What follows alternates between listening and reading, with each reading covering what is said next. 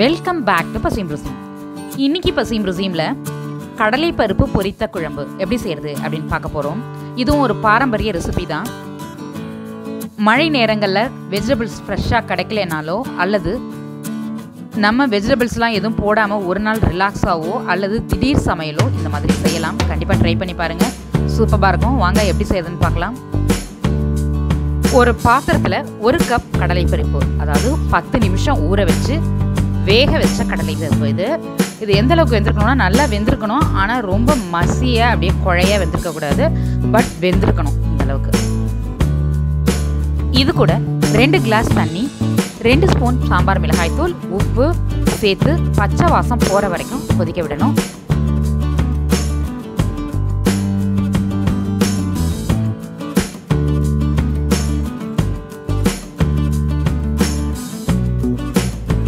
இது கூட இந்த மாதிரி கன்சிஸ்டன்சியில் இருக்கக்கூடிய 2 ஸ்பூன் வேக வைத்த பைத்தம்பருப்பு சேர்த்துக்கணும்.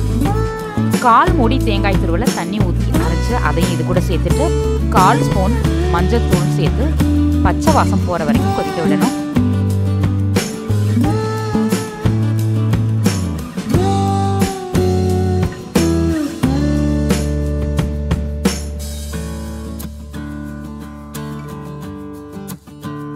பேனில் 1/2 ஸ்பூன் ஆயில் சேர்த்து ஆயில் ஹீட் ஆன பிறகு 1 ஸ்பூன் கடுகு, 1 ஸ்பூன் உளுத்தம்பருப்பு, 1 ஸ்பூன் சீரகம், 3 பச்சை மிளகாய், கறிவேப்பிலை, நறுக்கின சாம்பார் வெங்காயம் 10, மீடியம் சைஸ் தக்காளியில் 1/4 சைஸு குட்டி குட்டியாக கட் பண்ண தக்காளி, இதெல்லாம் சேர்த்து தாளித்து நம்ம கொதிக்கிற குழம்புல சேர்த்துக்கணும்.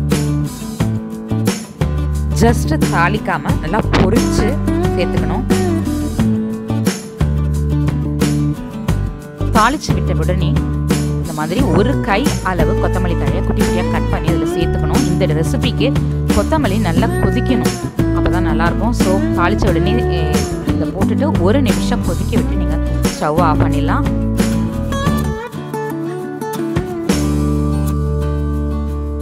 சூப்பரான கடலை பருப்பு பொரித்த குழம்பு ரெடி.